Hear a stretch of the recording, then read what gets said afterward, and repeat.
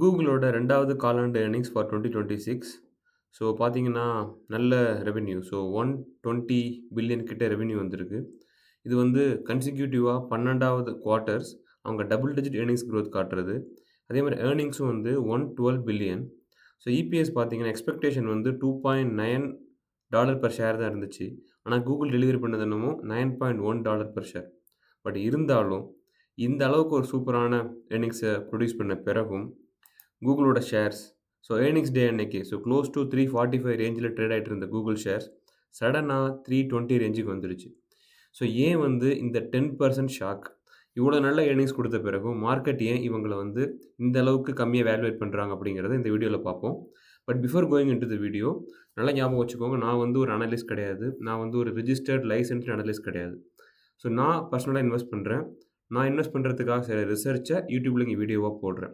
நீங்க இன்வெஸ்ட் பண்றதுக்கு முன்னாடி, நீங்க உங்க சைட்லருந்து ப்ராப்பரா ரிசர்ச் பண்ணிக்கோங்க. இல்லன்னா, யாராவது நல்ல ரிஜிஸ்டர்ட் அனலிஸ்ட் கிட்ட கைடன்ஸ் வாங்கிட்டு இன்வெஸ்ட்மென்ட் பண்ணுங்க. ஃபர்ஸ்ட் எடுத்தது நம்ம இன்வெஸ்டர் ஸ்லைட்ஸ செக் பண்ணிருவோம். 24% இயர் ஓவர் இயர் குரோத். முக்கியமா கூகுள் சர்ச்ல மட்டும் 17% இயர் ஓவர் இயர் குரோத். இங்க தான் நம்ம வந்து முக்கியமா நோட் பண்ண வேண்டிய விஷயம் என்ன அப்டின்னா, ஏஐ வந்த பிறகு ஏஐ எல்லாத்துக்கும் ஆன்சர் பண்றதுனால சர்ச் குறைஞ்சிரும். சர்ச் வந்து டவுன் ஆகுறதுனால, சர்ச் மூலமா வர ரெவென்யூ அடி வாங்கும். கூகுள் தான் ஃபர்ஸ்ட் கம்பெனி ஏஐனால டிசால்வ் ஆகுற கம்பெனியா இருக்கும்னு நெறைய பேர் நெனச்சாங்க. நெறைய பேர் சொன்னாங்க. பட் இப்ப பார்த்தீங்கன்னா, கூகுள் அதே ஏஐ யூஸ் பண்ணி அவங்க ரெவென்யூ இன்கிரீஸ் பண்றாங்க. சர்ச் சர்வீசஸ்ல இருந்த ரெவென்யூவ விட இப்ப ஏஐ யூஸ் பண்றதுனால அதிகமா ரெவென்யூ வருது. இது ஒரு பெரிய சைன். கூகுள் வந்து டர்ன் அரவுண்ட் பண்ணி காட்டியிருக்காங்க. சர்ச்ல 17% அதுக்கு பிறகு கிளவுட் பிசினஸ் பார்த்தீங்க அப்டின்னா 82% year over year growth. And 514 billion பேக்லாக்ல இருக்கு. நெறைய பேர் கூகுளோட கிளவுடுக்கு மைக்ரேட் ஆகுறாங்க. யூசுவலா கிளவுட் ரெவென்யூ அப்டின்னா AWS, Azure தான் டாமினன்ட்டா இருந்துட்டு இருந்தாங்க. இப்ப கூகுள் வந்து ஒரு மெயின் பிளேயரா மாறுறதுக்கான சான்ஸ் இருக்கு.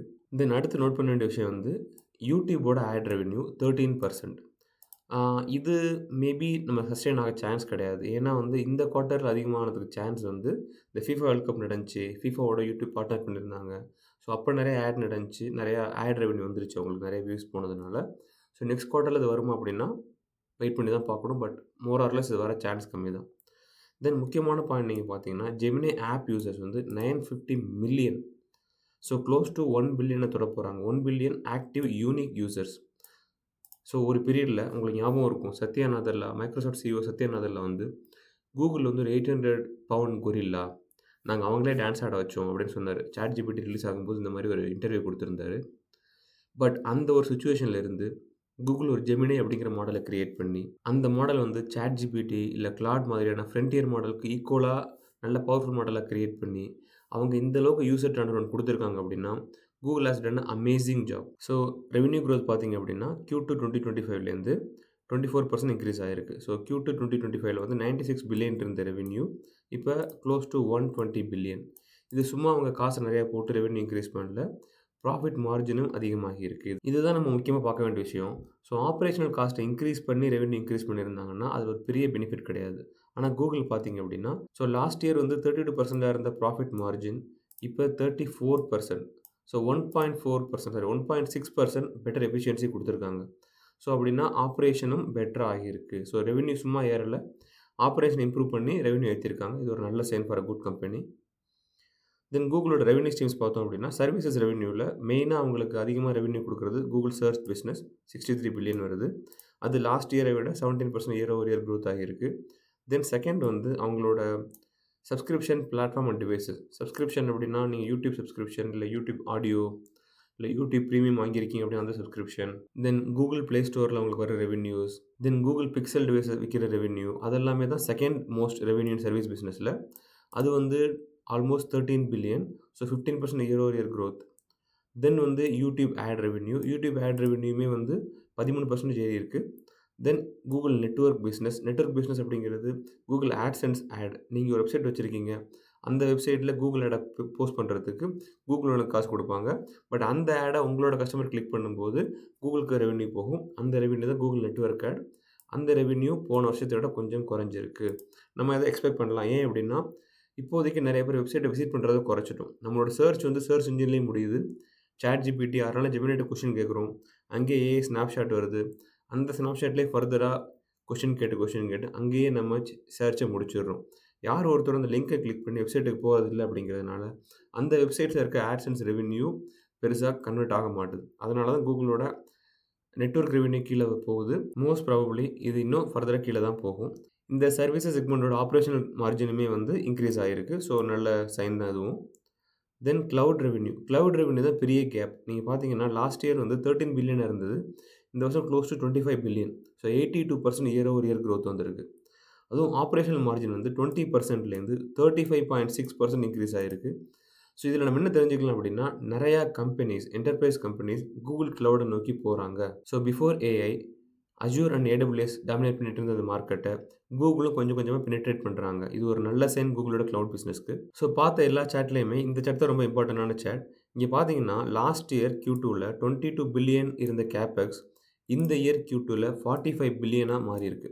ஸோ கூகுள் வந்து அவங்களோட கேபெக்ஸை டபுள் பண்ணியிருக்காங்க.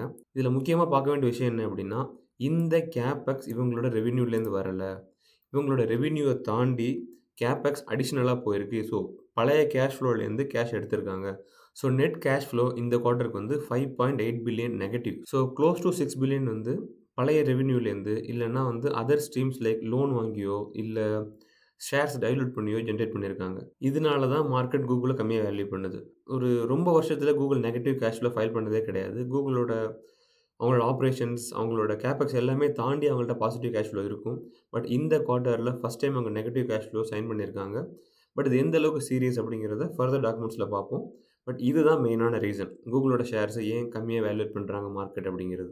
நெக்ஸ்ட் வந்து கூகுளோட ஃபைனான்ஸ் ஸ்டேட்மெண்ட்ஸ் அவங்க ஃபார்ம் 10Qன்னு சொல்லுவாங்க. அதை அனலைஸ் பண்ணுவோம். ஸோ ஃபஸ்ட் எடுத்ததுமே கூகுளோட பேலன்ஸ் ஷீட். ஸோ பேலன்ஸ் ஷீட்டில் இப்போ பார்த்தீங்கன்னா அவங்களோட cash and cash equivalent last year Q2ல ஒரு 31 பில்லியன் இருந்திருக்கு. இப்போ அது 56 பில்லியனாக இன்க்ரீஸ் ஆகிருக்கு. ஸோ நம்ம என்ன தான் கேபெக்ஸ் போடுறதுனால அவங்கள நெகட்டிவ் கேஷ் ஃப்ளோ இருந்தாலும் அவங்களோட overall cash in hand increase தான் ஆகிருக்கு. ஸோ நெகட்டிவ் கேஷ் ஃப்ளோவை நம்ம அந்தளவுக்கு சீரியஸ் எடுத்துக்கணும் அப்படிங்கிறத நம்ம இப்போ யோசிக்கலாம். ஏன்னா கேஷ் ஃப்ளோ ஓவராலாக இன்க்ரீஸ் ஆகிருக்கு அப்படிங்கிறதுனால. தென் மார்க்கெட்டபிள் செக்யூரிட்டிஸ் அப்படிங்கிறது என்னென்னா, இப்போ சப்போஸ் நம்ம ஷேர் வச்சுருக்கோம், நம்ம ஷேரில் இன்வெஸ்ட் பண்ணியிருக்கோம். எனி டைம் நம்ம அந்த ஷேரை விற்று காசாக மாற்றிக்கலாம். ஸோ நம்ம கையில் காசாக இருந்தாலும் ஓகே தான், அது ஷேர்ஸாக இருந்தாலும் லிக்விடேட் பண்ணக்கூடிய அசெட் தானே. அந்த மாதிரி கூகுள் மாதிரியான கம்பெனிகளும் அதர் கம்பெனிகளை ஷேர்ஸை வாங்குவாங்க. அந்த மாதிரி மார்க்கெட்டபிள் செக்யூரிட்டிஸ் கூகுள் கிட்ட வந்து லாஸ்ட் இயர் 96 பில்லியன் இருந்தது. இந்த வருஷம் 186 பில்லியன் இருக்குது. ஸோ ஆல்மோஸ்ட் டபுள் ஆகிருக்கு. இது ஏன் அப்படிங்கிறத அடுத்த ஸ்லைட்ஸில் ஃபர்தராக பார்ப்போம். ஸோ அடிஷ்னலாக முக்கியமாக பார்க்க வேண்டிய விஷயம் என்னென்னு பார்த்தீங்கன்னா, இவங்களோட டெட், இவங்களோட கடன். ஸோ கரண்ட் லயபிலிட்டிஸ், இமீடியட்டாக கொடுக்க வேண்டிய கரண்ட் லயபிலிட்டிஸ் 102 பில்லியன்லேருந்து 126 பில்லியனாக மாறி இருக்கு. ஸோ அவங்க அதிகமாக வட்டி கட்டுறாங்க, இல்லை அதிகமாக இமீடியட் கடன் வாங்குறாங்க. அதே மாதிரி லாங் டேர்ம் கடனுமே 46 பில்லியன்லேருந்து 98 பில்லியனாக போயிருக்கு. ஸோ டபுள் ஆகிருக்கு. அவங்களோட கடன்ஸுமே அதிகமாகி இருக்கிறது. ஸோ டிஃபர்டு இன்கம் டேக்ஸ் இதை நம்ம பிறகு பார்ப்போம். இந்த டிஃபர்டு இன்கம் டேக்ஸ் ஏன் வருதுன்னா, அன்ரியலைஸ்டு கேபிட்டல் கெயின் இருக்குது. இந்த மார்க்கெட்டபிள் செக்யூரிட்டியில் இவங்க வந்து ரெவென்யூ காட்டுறாங்க அப்படின்னா, இது இமீடியட்டாக அப்படியே 186 பில்லியனும் கைக்கு வந்துடாது. இதை நீங்கள் ரியலைஸ் பண்ணும்போது, நீங்கள் ஷேர்ஸ் உங்கள்கிட்ட ஒரு $100 இருக்கும். பட் அதை நீங்கள் விற்கும்போது டேக்ஸ் கொடுத்து தான் திரும்ப எடுக்க போகிறீங்க. ஸோ அதுக்கு எவ்வளவு ஃபியூச்சர் டேக்ஸ் வரும் அப்படிங்கிறது தான் டிஃபர்ட் டேக்ஸில் போடுறாங்க. ஸோ இப்போதைக்கு இது நெகட்டிவ் கிடையாது. Then the income statement revenue வந்து 120 பில்லியன். ஸோ நம்ம பார்த்துட்டோம். Then actual operation income from operation வந்து 40 பில்லியன். லாஸ்ட் இயரில் 31 பில்லியன் இருந்திருக்கு. இந்த வருஷம் இந்த குவார்ட்டரில் இது 40 billion, close to 41 billion cash from operations. அதுக்கு மேலே அதர் இன்கம்னு போட்டு ஒரு 98 பில்லியன் காட்டியிருக்காங்க. இதுதான் பாருங்கள், லாஸ்ட் இயரில் இது வெறும் 2.6 பில்லியன் இருந்திருக்கு. இந்த வருஷம் இந்த குவார்ட்டரில் 98 பில்லியன் வந்திருக்கு. ஸோ இந்த 98 பில்லியனுக்கு இவங்க கொடுக்க வேண்டிய டேக்ஸ் 26 பில்லியன். ஸோ இன்னும் கொடுக்கல, இது வந்து ரியலைஸ் பண்ணல, அன்ரியலைஸ்டு கெயின். இது என்னன்னு நான் சொல்கிறேன். இது ஆட் ஆனதுனால தான் ஓவராலாக அவங்களோட நெட் இன்கம் பார்த்தீங்கன்னா 112 பில்லியனுக்கு போயிருக்கு. லாஸ்ட் குவார்ட்டரில் வெறும் 28 பில்லியன் இருந்த நெட் இன்கம் இந்த குவார்ட்டரில் 112 பில்லியன் போனதுக்கு ஒரே ரீசன் என்ன அப்படின்னா, இந்த அதர் இன்கம் தான். இந்த அதர் இன்கம் வந்ததுனால தான் நம்மளோட இபிஎஸ்ஸுமே 9.23 போயிருக்கு. சப்போஸ் இந்த அதர் இன்கம் வரலை அப்படின்னா நம்மளோட இபிஎஸ் ஆக்சுவலாக என்ன இருந்திருக்கும் கால்குலேட் பண்ணி பார்த்துருவோம். இப்போ ஆக்சுவல் இபிஎஸ் கால்குலேட் பண்ணுறதுக்கு இந்த நெட் இன்கம்லேருந்து இந்த 98 பில்லியனை கழிச்சிருவோம் ஃபஸ்ட்டு. ஸோ நம்ம என்ன பண்ணணும் அப்படின்னா, முதல்ல எவ்வளோ டோட்டல் அவுட்ஸ்டாண்டிங் ஷேர்ஸ் இருக்குன்னு பார்த்துருவோம். ஸோ டோட்டல் அவுட்ஸ்டாண்டிங் ஷேர்ஸ் இருக்கிறத பார்க்குறதுக்கு இந்த income, net income divided by இந்த EPS. So 112,107 divided by 9.23. So 12,145. So 12.1 million கிட்ட நம்மள்ட்ட ஷேர்ஸ் இருக்குது. இந்த நம்பரை நம்ம மெமரியில் வச்சுக்குவோம். So add it into memory. Then நம்மளோட டோட்டல் இன்கம்லேருந்து இந்த 98 பில்லியனை கழிச்சிடணும். ஸோ டோட்டல் இன்கம் எவ்வளவு? 112,107 மைனஸ் 97,983. இதை கழிச்சா நமக்கு வர்றது 14 பில்லியன். இந்த 14 பில்லியன் அப்படியே நம்ம ரெவென்யூ எடுத்துக்கக்கூடாது. இது கூட இந்த டிஃபர்ட் டேக்ஸே நம்ம ஆட் பண்ணணும். ஏன்னா நம்மளோட ஓவரால் இன்கமில் இந்த 97 பில்லியன் ஆட் ஆனதுனால தான் நம்ம டேக்ஸ் வந்து 26 பில்லியனாக வந்திருக்கு. இந்த 97 பில்லியன் இல்லை அப்படின்னா டேக்ஸ் கம்மியாக வந்திருக்கும். ஸோ எவ்வளோ அந்த டேக்ஸ் ஆக்சுவல் டேக்ஸ் அப்படிங்கிறதுக்கு நம்ம இந்த டிஃபர்ட் டேக்ஸுங்கிற மேலே பார்க்கணும். ஸோ கன்சாலிடேட் ஸ்டேட்மெண்ட்டில் மேலே பார்த்தீங்க அப்படின்னா அவங்களே கொடுத்துருக்காங்க. டிஃபர்ட் டேக்ஸ் வந்து 22,819. ஸோ இதை இந்த 14 ஆட் பண்ணணும். ஸோ ப்ளஸ் 22,819 ஆட் பண்ணிங்கன்னா இதுதான் இந்த குவார்ட்டரோட ஆக்சுவல் நெட் இன்கம். இந்த குவார்ட்டரோட actual net income 36.9. So close to 37 billion. Last குவார்ட்டரில் எவ்வளோ வந்திருக்கு? லாஸ்ட் குவார்ட்டரில் பார்த்தோம்னா 28 பில்லியன் வந்திருக்கு. இந்த குவார்ட்டரில் 37 பில்லியன் வந்திருக்கு. ஸோ இப்போ இபிஎஸ் என்னென்னு பாருங்கள். டிவைடட் பை மெமரி ரீகால் நம்மள்ட்ட இருக்க மொத்த ஷேர்ஸ் போடும்போது க்ளோஸ் டு 3.0. ஸோ அனலிஸ்டோட எக்ஸ்பெக்டேஷன் என்ன? அவங்க எக்ஸ்பெக்ட் பண்ண இந்த குவார்ட்டருக்கு 2.9. சாரி, நம்மளோட கால்குலேஷன் சொன்னது 3.0. ஸோ கூகுள் வந்து ரொம்ப பெரிய லெவலில் ஏர்னிங்ஸ் பீட் பண்ணலை. ஸோ கூகுள் செஞ்சது ஒரு நார்மல் அவங்க எக்ஸ்பெக்ட் பண்ணதை விட ஒரு சென்ட் கூட ஏர்னிங்ஸ் பீட் பண்ணியிருக்காங்க. பட் இந்த டிஃபர்டு இன்கம், இந்த அதர் இன்கம் உள்ளே வந்ததுனால தான் அது பெரிய நம்பராக நமக்கு தெரிஞ்சிருக்கு. இந்த அதர் இன்கம் என்ன அப்படிங்கிறது கீழே பார்ப்போம். பட் நமக்கு இப்போ கிளியர் ஆகிடுச்சு இல்லை? கூகுளோட இன்கம் வந்து டிராஸ்டிக்கலாக பெரிய ஜம்பெல்லாம் கொடுக்கல. கூகுளோட இன்கம் நார்மலாக மேலே போயிருக்கு, அவ்வளோதான் எக்ஸ்பெக்ட் பண்ண மாதிரி. அடுத்த இம்பார்ட்டன்ட் பாயிண்ட் நீங்கள் பார்க்க வேண்டியது இந்த ஸ்டேட்மெண்ட்டில் என்ன அப்படின்னா total outstanding shares. Total outstanding shares 12.1 billion இருந்துச்சு எப்போ இந்த குவார்ட்டருக்கு முன்னாடி. ஸோ மார்ச் 31 இருந்துச்சு. இந்த குவார்ட்டரில் மட்டும் அவங்க 114 ஷேர்ஸ் 114 மில்லியன் ஷேர்ஸை மார்க்கெட்டில் லிக்விடேட் பண்ணியிருக்காங்க. எவ்வளோ காசுக்கு அப்படின்னா 30 பில்லியனுக்கு. ஸோ ஓவராலாக மார்க்கெட்டில் இப்போ அவுட்ஸ்டாண்டிங் ஷேர்ஸ் என்ன அப்படின்னா 12.23. ஸோ இது ஒரு மிகப்பெரிய சேஞ்ச். ஸோ இவ்வளோ நாளாக கூகுள் வந்து அவங்க ஷேர்ஸை பைபேக் மட்டும் தான் பண்ணிகிட்டு இருந்தாங்க. புது ஷேர்ஸ் இஷ்யூ பண்ணலை. ஸோ ஷேர்ஸை பைபேக் பண்ணும்போது நேச்சுரலாக மார்க்கெட்டில் இருக்க ஷேர்ஸோட வேல்யூ இன்க்ரீஸ் ஆகிட்டே வரும். பட் நீங்கள் அதை லிக்விடேட் பண்ணும்போது மார்க்கெட்டில் இருக்க ஷேர்ஸோட வேல்யூ குறையும். இது எப்படின்னா ஒரு பிஸா தான் இருக்குது. அதை நீங்கள் 6 விட்டுனீங்கன்னா ஒரு ஸ்லைஸில் அதிக குவான்டிட்டி இருக்க மாதிரி, அதை 8 வெட்டும்போது குவான்டிட்டி குறையுதில்லை. அதே மாதிரி புது ஷேர்ஸ் இஷ்யூ பண்ணும்போது உங்கள்கிட்ட இருக்க ஷேர்ஸோட வேல்யூ நேச்சுரலாக கீழே வரும். ஸோ நீங்கள் மார்ச்சுக்கு முன்னாடி ஷேர்ஸ் வச்சுருந்தீங்க அப்படின்னா அந்த ஷேர்ஸோட அன்னைய வேல்யூயும் இன்றைய வேல்யூயும் ரெண்டு வேறு வேறு. இன்றைக்கி அதோட ஆக்சுவல் இன்ட்ரின்சிக் வேல்யூ மார்ச்சுக்கு முன்னாடி இருந்த வேல்யூ விட கம்மி. ஸோ ஓவரால் அவுட்ஸ்டாண்டிங் ஷேர்ஸ் வந்து இந்த குவார்ட்டரில் 12.23 பில்லியனாக போயிருக்கு. இது இன்னொரு முக்கியமான ரீசன் மார்க்கெட் வந்து கூகுளை பனிஷ் பண்ணுறதுக்கு. ஒரு ரீசன் என்ன அப்படின்னா அவங்களோட நெகட்டிவ் கேஷ் ஃப்ளோ இந்த குவார்ட்டரில். செகண்ட் ரீசன் அவங்க ஓன் ஷேர்ஸை லிக்விடேட் பண்ணுறாங்க. அடுத்து இங்கே ஒரு இம்பார்ட்டன்டான இன்ஃபர்மேஷன் கொடுத்துருக்காங்க அவங்களோட ரெவென்யூ பேக்லாக் பற்றி. ஸோ கூகுள் என்ன சொல்கிறாங்க அப்படின்னா ஆஸ் ஆஃப் June 30, 2026 வந்து ஸோ ஒரு 520 பில்லியன் ரெவென்யூ பேக்லாக் அவங்களோட க்ளவுட் பிஸ்னஸ் கிட்டே இருக்குது. ஸோ ரெவென்யூ பேக்லாக்னா என்ன அப்படின்னா ஃப்யூச்சரில் கஸ்டமர்ஸ் எங்கள்கிட்ட உங்களோட கெப்பாசிட்டி வேணும், உங்கள் சர்வீஸ் வேணும் அப்படிங்கிறதுக்கு இப்போவே அக்ரிமெண்ட் போட்டுக்கிறது. ஸோ கூகுள் ஆல்ரெடி நிறைய கம்பெனிஸோட அக்ரிமெண்ட் போட்டிருக்காங்க. அந்த அக்ரிமெண்ட்ஸோட அந்த ஆக்சுவல் பிஸ்னஸோட வேல்யூ வந்து க்ளோஸ் டு 520 பில்லியன். இவங்க என்ன சொல்கிறாங்க அப்படின்னா இந்த 520 பில்லியனில் ஒரு 513 514 பில்லியன் வந்து க்ளவுட் பிஸ்னஸ்க்கு மட்டுமே. ஸோ இந்த 514 பில்லியனில் ஒரு 50% ரெவென்யூ பேக்லாக அடுத்த 24 மந்த்ஸில் நாங்கள் எடுத்துருவோம் அப்படிங்கிறாங்க. இப்போ என்னென்னா இவங்க அக்ரிமெண்ட் போட்டிருக்காங்க. இந்த அக்ரிமெண்ட் போட்டபடி இவங்க சர்வீசஸ் கொடுக்கணும். இவங்க சர்வீசஸ் கொடுத்தாங்க அப்படின்னா அவங்க கஸ்டமர்ஸ் அவங்களுக்கு பணம் கொடுப்பாங்க. ஃபார் எக்ஸாம்பிள் டேட்டா சென்டர் கெப்பாசிட்டியாக இருக்கலாம், இல்லை டிபி சிப்ஸ் விற்கிறதா இருக்கலாம், இல்லை வாட் எவர் ஜெமினியோட என்டர்பிரைஸ் சப்ஸ்கிரிப்ஷனாக இருக்கலாம், எனிதிங். ஸோ இந்த சர்வீசஸ் கூகுள் கொடுக்கும்போது அங்கே பணம் வரப்போகுது. இது ப்ரீ புக்டு பிஸ்னஸ். இதோட காஸ்ட் வந்து பார்த்தீங்கன்னா க்ளோஸ் டு 514 பில்லியன் சொல்கிறாங்க. இந்த 514 பில்லியனில் பாதி 50% வந்து ஒரு 24 மந்த்ஸ்லேயே வரப்போகுது. ஸோ இப்போ ஒரு கால்குலேஷன் போடுவோமே, கூகுளோட க்ளவுட் ரெவென்யூ வந்து 50% வந்து 24 மந்த்ஸில் வரப்போகுது. இப்போ இன்னையிலேருந்து எவ்வளோ வரப்போகுது? 514 பில்லியன் டிவைடட் பை 2 தான் 50%. ஸோ 257 பில்லியன் அடுத்த 2 வருஷத்தில் வரப்போகுது.